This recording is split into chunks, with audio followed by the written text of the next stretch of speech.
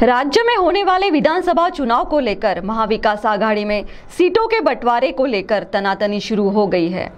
तो आइए चंद्रपुर जिले के विधानसभा सीटों को लेकर राका शरद पवार गढ़ के जिला अध्यक्ष राजेंद्र वैद्य ने इस संदर्भ में क्या प्रतिक्रिया दी, देखते हैं इस खबर में।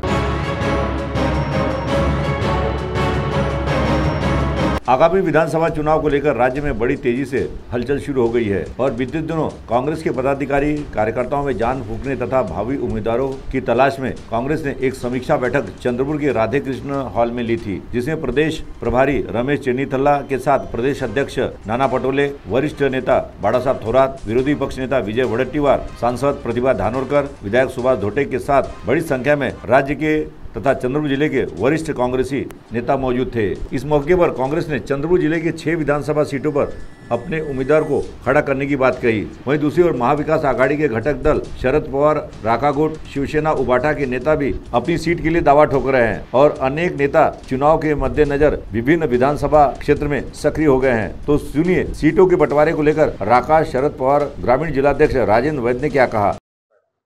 येत्या काही दिवसात विधानसभेच्या निवडणुका महाराष्ट्रात होऊ घातलेल्या आहे आणि चंद्रपूर जिल्ह्यातल्या 6 जागा चंद्रपूर जिल्ह्यात विधानसभेच्या आहे।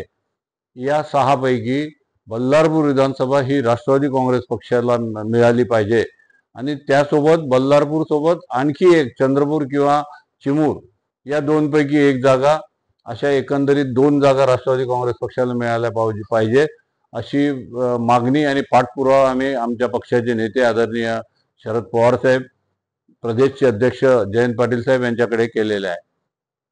काँग्रेस पक्षातर्फे 6 जागा लढवण्याची जिल्हाध्यक्ष आणि काही नेत्यांनी मागणी केलेली आहे। तर ते ठीक आहे, ते त्यांच्या पक्षाच्या कार्यकर्त्यांना हुरूप देण्यासाठी त्यांची जी जरी मागणी असेल, परंतु महाराष्ट्रात 3 पक्षांची आघाडी आहे हे ते विसरले आणि 3 पक्षांच्या आघाडीतूनच हे जे काही निकाल महाराष्ट्रात मिळाले आहे काँग्रेस, राष्ट्रवादी आणि महाआघाडीला, हे 3 पक्षाचं आघाडी असताना आणि म्हणून सर्वच पक्षांना सामावून घेऊन प्रत्येक जिल्ह्यामध्ये राष्ट्रवादी असेल, शिवसेना असेल आणि काँग्रेस असेल किमान एक जागा लढवेलच अशी भूमिका तिन्ही पक्षांच्या समन्वय समितीने घेतलेली आहे।